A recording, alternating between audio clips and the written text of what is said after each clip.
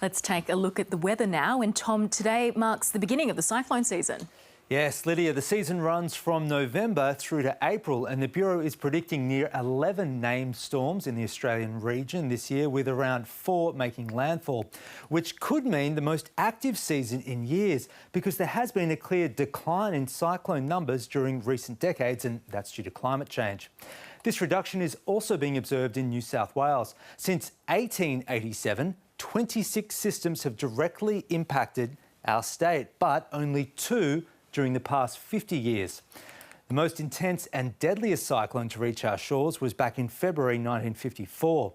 TC 137 made landfall just north of the border as a Category 3 storm. Now, it generated widespread damage from the Sunshine Coast down to Sydney.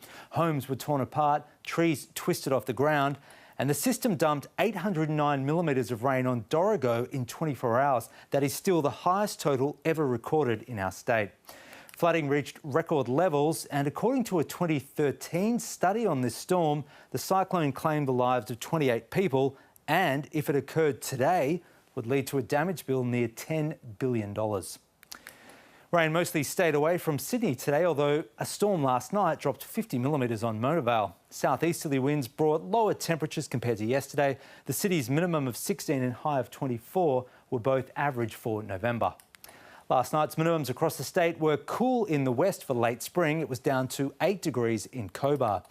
The maximums today were generally near the average. The state's high was 32 degrees at Tibooburra. Now, on the satellite, storms overnight mostly cleared off the coast this morning, although some cloud and just the odd shower remains.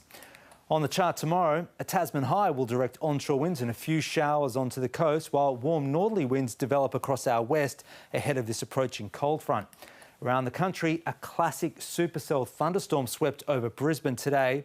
The rotation was clear by the horizontal grooves in the cloud.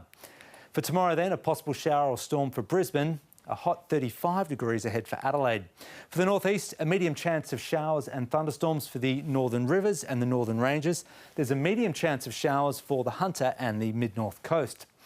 For the southeast, cool tonight, then just the slight risk of a shower for the north, heading for 21 in Orange and Nowra, 27 in Yass. It will be dry across the south. Now to the west, another cool night for the south, then sunny and warm tomorrow thanks to those northerlies. Most areas will be climbing above 30 degrees. On the waters, 30-knot winds off the southern coast, where the seas will rise up to 2.5 metres. Now for Sydney, a partly cloudy day tomorrow. There's a medium chance of showers in the morning, but they should clear up in the afternoon.